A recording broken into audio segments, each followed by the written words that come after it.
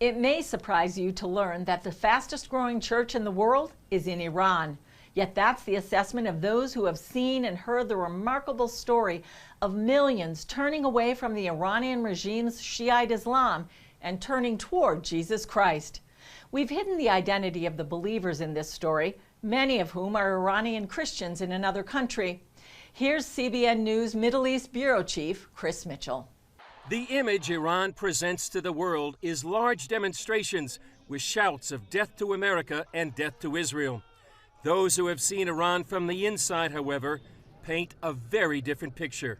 All the protests that you see in the streets, those are mostly contrived. There are young students in the streets, and they've told us, if we don't go to the streets, we won't get our grades, so we're forced to go and protest. We've hidden the identity of this Iranian church worker.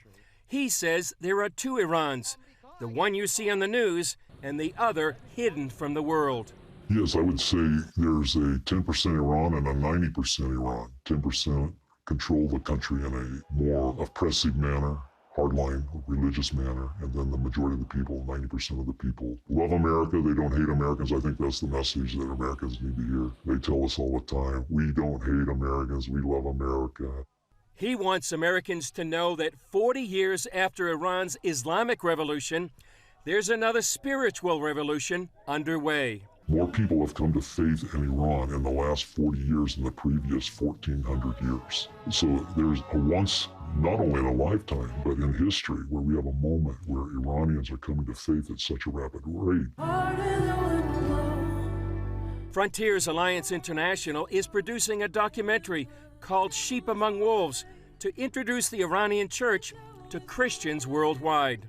It's the fastest growing church in the world that owns no buildings, has no 501c3s, that owns no property, that has no bank accounts, that has no centralized leadership, that has no denominational leanings, and yet it's multiplying like crazy. What the Lord is doing there is staggering. And that results in intense persecution that Thomas says leads Iranian believers to seek prayer, but not in a way you may think.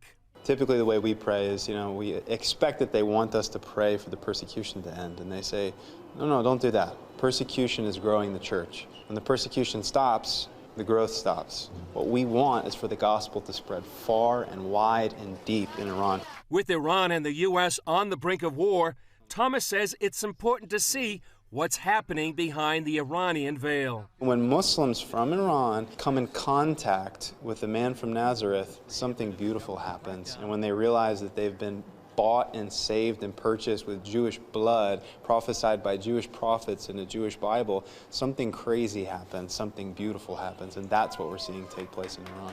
Thomas believes one day the world may wake up to find Iran's church growth in the 21st century rivaling that of China and Korea in the last century.